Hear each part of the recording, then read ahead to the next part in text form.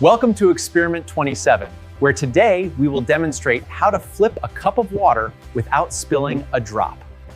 For this experiment, you will only need a clear glass, some water, and a flat piece of stiff cardstock or cardboard.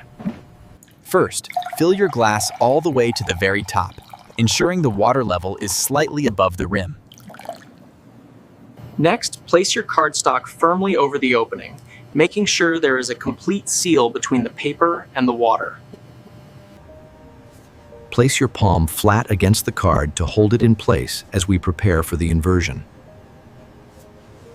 In one steady motion, turn the cup over completely, keeping your hand pressed against the card for a moment. Now, slowly remove your hand.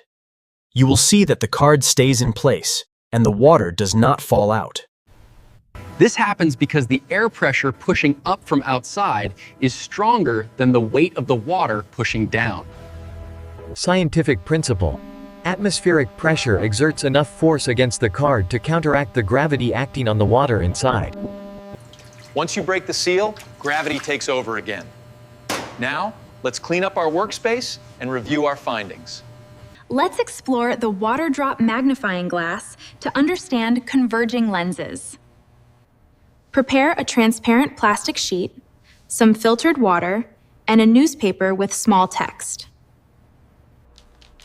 First, place the transparent plastic sheet over the surface of the newspaper with tiny print.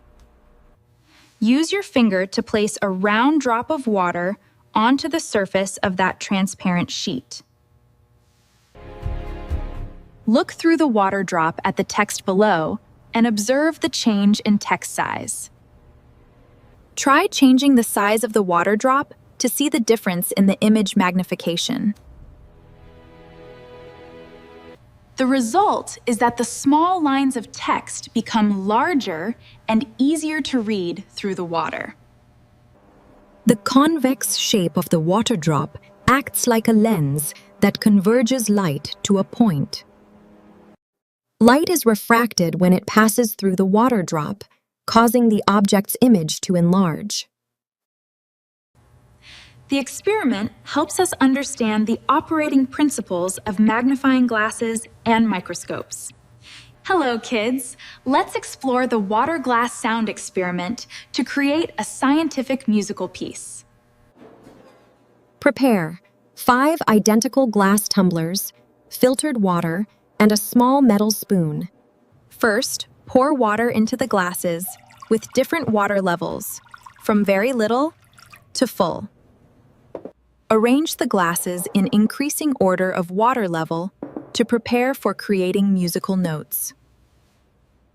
Use the metal spoon to gently tap the rim of each glass and listen to the sound. Observe the difference in the pitch of the sound emitted from each glass with different water levels. The result is that each glass emits a different high or low sound, forming a musical scale. Different water levels change the vibration frequency of the glass when it is struck. Glasses with less water vibrate faster and create sounds with a thinner, higher pitch. This experiment helps us learn about sound waves and how sound is transmitted through a medium. Let's explore the water thermometer to see liquid expansion. Prepare a small bottle, clear straw, food coloring, clay, and hot and cold water. First, fill the bottle with colored water and insert the straw so it touches the water. Use clay to seal around the straw at the cap so no air can escape. Place the bottle in a bowl of hot water and watch the water level in the straw rise. Move the bottle to cold water and see how the water level in the straw drops. The result is the water level in the straw changes with the external temperature. Liquids expand when heated and contract when cooled, changing their volume instantly. This volume change pushes the water level along the straw for us to easily observe.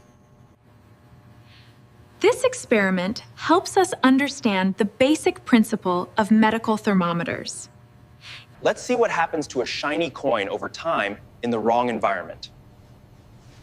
Experiment 9, the green penny. We are going to accelerate the aging process of copper to see it oxidize. You will need some dull copper pennies, a shallow dish, a paper towel, and some white vinegar.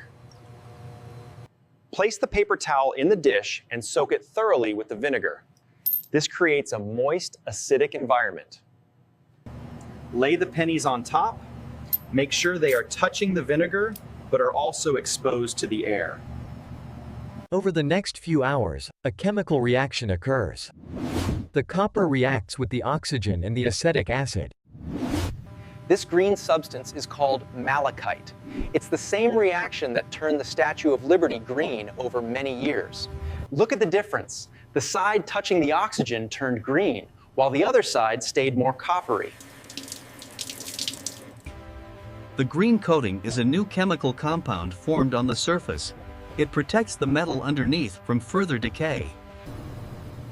A patina is a thin layer that forms on the surface of copper and similar metals through oxidation and corrosion. Welcome to Experiment 22, where we will explore the process of decolorizing soda using activated carbon. First, let's prepare our materials: bright orange soda, activated carbon powder, filter paper, and a clean beaker. We start by setting up our filtration system to ensure a clean environment for the reaction to occur. Pour a sufficient amount of the colored soda into your primary beaker to begin the experiment. Now, add the activated carbon powder directly into the liquid, and this acts as the primary adsorbing agent. Stir the mixture thoroughly to ensure the carbon particles come into full contact with the color molecules. Observe closely as the dark mixture passes through the filter, leaving the color behind in the carbon particles. The transformation is complete, and notice how the carbon has successfully trapped the dyes, leaving the water clear. When compared to our initial hypothesis, the results clearly demonstrate the high efficiency of the adsorption process. This happens because activated carbon has a massive surface area with tiny pores that trap organic color molecules. Welcome to Experiment 23, where we will transform a common kitchen staple into a functional light source using butter. For this experiment, you will need a stick of unsalted butter, some natural cotton twine, a toothpick, and a jar.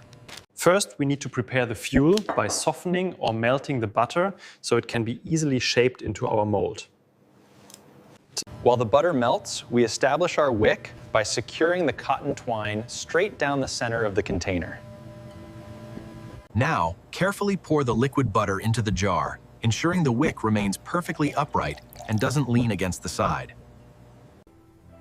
Watch closely as the lipids in the butter begin to crystallize and solidify, locking the cotton wick firmly into place.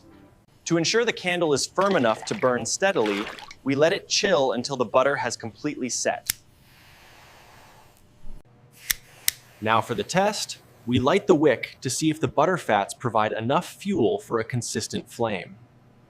As we suspected, the saturated fats in butter act similarly to paraffin, sustaining a bright flame just like a traditional candle.